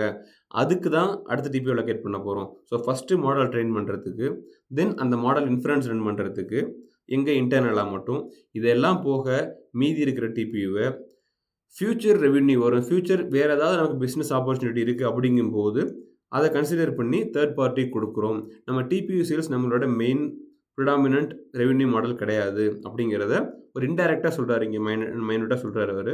தென் அனாட் என்ன சொல்றாங்க அப்படின்னா வந்து, இவங்க வந்து அத மலிப்பி தான் பேசியிருக்காங்க இந்த இடத்துல. So 514 billion 514 billion revenue backlog வந்து மோஸ்ட்லி ஜிசிபி அக்ரீமெண்ட் அப்படிங்கிறாங்க. இந்த ஜிசிபி அக்ரீமெண்ட் எல்லாமே வந்து டிபியூமே ஜிசிபி கீழ தான் வரும். இந்த கிளவுடுக்கு கீழ தான் வரும். ஸோ, அவங்க ஜிசிபி தனியா அக்ரீமெண்ட் போடுறாங்களா? ஜிசிபி அக்ரீமெண்ட்னா டிபியூ இன்வால்வ்ல இருக்கா இல்லையா? அப்படிங்கிறத அவங்க சொல்லல. ஸோ, அவங்க என்ன சொல்றாங்க, mostly GPU agreement. But the TPU system sales are reflected in the backlog. நாங்க ஆல்ரெடி வித் த ரிஃப்ளெக்டட் இந்த டிபியூ சிஸ்டம் அக்ரீமெண்ட் போட்டதும் இதுக்குள்ள தான் பேக்லாக்ல வந்திருக்கு. எவ்வளோ போர்ஷன் வந்திருக்கு? எந்த ரேஞ்சுல வந்திருக்கு? அப்படிங்கிறத சொல்லல. அந்த அனலிஸ்ட் கேட்ட கேள்வி என்ன அப்படின்னா, இந்த பேக்லாக்ல எவ்வளோ சர்வீசஸ்க்கு, எவ்வளோ ஹார்ட்வேர்க்குன்னு கேட்குறாரு. அத அந்த அம்மா கிளியரா சொல்லவே இல்லைங்க. ஸோ, திரும்ப அடுத்த ஒரு கேள்வி வருது. நீங்க வந்து ஃப்ரான்டியர் மாடல் ரேஸ்ல இருக்க போறீங்களா? இல்ல வந்து சின்ன சின்ன மாடல் குடுக்க போறீங்களா? ஏன்னா வந்து அவ்வளோ காசு செலவு பண்ணி, அவ்வளோ பெரிய மாடல் ரன் பண்ணணுமா? ஏன்னா சின்ன மாடல்ஸே ஒர்க்கப் பண்ணும்போது, எதுக்கு நம்ம பெரிய மாடலுக்கு போணும்? ஸோ, உங்களோட ரிலீஸ் கேடன்ஸ் எப்படி இருக்க போகுது? அப்படிங்கிற மாரி சில கேள்வி வருது. அதுக்கு என்ன சொல்றாருன்னா, நாங்க விட போறதில்ல. நாங்க ஃபுல்லாவே Gemini 4 வந்து சீரியஸா எடுத்துக்க போறோம். ஏஜிஐ அப்படிங்கிறது ரொம்ப முக்கியமான ப்ராடக்ட் அப்படிங்கிறாரு. தென் அது ரிலீஸ் ஆன பிறகு மந்த்லி ஸ்பெஷல் மாடல்ஸ் வரப்போகுது அது மேல. அந்த பேஸ் மாடலுக்கு பிறகு ஒன்ஸ் அத ரிலீஸ் பண்ண பிறகு special models like flash lite மாரி models on top of Gemini 4 நாங்க வந்து மந்த்லி கேடன்ஸ்ல குடுப்போம் அப்படின்னு சொல்லியிருக்காரு இங்க. ரான் அப்படிங்கிறவர் என்ன கேட்கிறாரு அப்படின்னா, நீங்க ஆல்ரெடி வந்து இவ்வளோ பெரிய கம்பெனி. நீங்க இந்த இன்டர்நெட் ஆட் அப்படிங்கிற மார்க்கெட்ட மோனோபோலைஸ் பண்ணிட்டு இருக்கீங்க. ஸ்டில் உங்களால எப்படி 70% குரோ ஆக முடியுது? அப்ப இன்னுமுமே டோட்டல் அட்ரஸபிள் மார்க்கெட் அதிகமா இருக்கா? ஸோ இவ்வளோ நாளா நீங்க யூஸ் பண்ண முடியாம இருந்துச்சுன்னு கேட்கிறாரு. அதுக்கு அவர் என்ன சொல்றாரு, முதல்ல நம்ம சொன்ன மாதிரி ஏஐ மேக்ஸ் மாதிரி ப்ராடக்ட் வந்து இன்னைக்கு நம்ம இந்த ஏஐ வர்றதுக்கு முன்னாடி there are billions and billions of queries. நம்ம அந்த கொரீஸுக்கான கரெக்ட்டான ஆட கண்டுபிடிக்க முடியல. ஸோ கூகுளோட ஆட் போட்டா மட்டும் அவங்க காசு குடுக்க மாட்டாங்க. அந்த ஆட் இம்ப்ரஷனுக்கு கிளிக் பண்ணா தான் காசு வரும். ஸோ இவங்க வந்து ஒரு கொரிக்கு ஒரு ஆட போட்டு, அந்த ஆட மக்கள் கிளிக் பண்ணா, டெஃபினட்டா அது ஒரு நல்ல சைன். அந்த சக்சஸ். அந்த ஆட் அவங்க கிளிக் பண்ணல அப்படின்னா, இது இரலவன்ட் ஆட் அப்படின்னு முடிவு பண்ணிடுறாங்க. ஸோ, இந்த ஏஐ வர்றதுக்கு முன்னாடி, அந்த மாரி பெரிய பெரிய கொரீஸ்க்கெல்லாம் கொண்டு போய் குடுத்த ஆட் வந்து இரலவன்ட் ஆடா இருந்தது. நெறைய பேர் கிளிக் பண்ணல. பட் இப்ப ஏஐ வந்த பிறகு, ஏஐ மேக்ஸ் மாரி ப்ராடக்ட் வந்த பிறகு, அந்த பெரிய கொரீஸ்க்கு கூட அவங்க சர்வ் பண்ற ஆட நெறைய பேர் கிளிக் பண்றாங்க. ஸோ ஏஐ வந்து எங்களுக்கு இது ஒரு பெரிய பெனிஃபிட்ட குடுத்துருக்கு. இப்ப நெறைய கிளிக்ஸ் நடக்கிறதுனால, நெறைய மெர்ச்சன்டைஸ் சேல்ஸ் நடக்குது. நெறைய கன்வர்ஷன் நடக்குது. ஸோ எங்களோட ரெவென்யூ இன்கிரீஸ் ஆகுது. ஸோ இன்னும் நாங்க பெட்டரா பண்ணலாம்னு ட்ரை பண்ணிட்டு இருக்கோம் அப்டிங்கிறாரு. ஸோ எங்கங்க ஃபோக்கஸ் பண்ண போறாங்க அப்டின்னா வந்து, யூடியூப் சைட்ல ஆட். நீங்க யூடியூப் ப்ளே பண்ணிட்டு இருக்கும்போதே, அங்க ஒரு அன்டிஸ்டர்ப்ட் ஆடா குடுக்க போறாங்க. அண்ட் ஷார்ட்ஸ், யூடியூப் ஷார்ட்ஸ் பெருசா நாங்க ஆட் மார்ஜினலைஸ் பண்ணல. நாங்க அங்கேயே உள்ள கொண்டு வரலான்னு பார்த்துக்கிட்டு இருக்கோம். ஷாப்பபிள் ஆட் ஃபார்மேட். ஷாப்பபிள் ஆட் ஃபார்மேட்னா, நீங்க வீடியோ பார்த்துக்கிட்டு இருக்கும்போதே உங்களுக்கு அங்க ஆட் வரும். அந்த ஆட்லயே நீங்க ப்ராடக்ட்ட வாங்கிர்லாம். நீங்க அந்த ஆட பார்த்து அத மைண்ட்ல வச்சு அப்புறம் போய் வாங்க வேண்டியதில்ல. அங்கேயே உங்களுக்கு பை பண்றது ஆப்ஷன் இருக்கும். மேபி முதல்ல பேசின மாதிரியே வந்து ஒரு யுனிவர்சல் கார்ட் இருக்கும். கிளிக் பண்ணா ஆட் ஆயிக்கும். ஏஜென்ட்டே உங்களுக்கு வாங்கி குடுத்துரும். வீட்டுக்கு வந்து சேர்ந்துரும் அந்த ப்ராடக்ட். அந்த மாரி விஷயத்துக்கு உள்ள நாங்க திங்க் பண்ணிட்டு இருக்கோம் அப்படின்னு சொல்லியிருக்காரு அவரு. தென் ஃபைனலா ஒரு கொஸ்டின் என்ன அப்படின்னா, டிபியூ லாங் டெர்ம் ஸ்ட்ராட்டஜி என்ன? நம்ம எல்லாருக்கும் இருக்க கேள்வி இதுதான். கூகுள் டிபியூ செஞ்சு அடுத்த NVIDIAவா மாறப்போதா? அப்படின்னு தான் கேட்டிருக்காங்க. அதுக்கு சுந்தர் பிச்சை தெளிவாலாம் பதில் சொல்லல.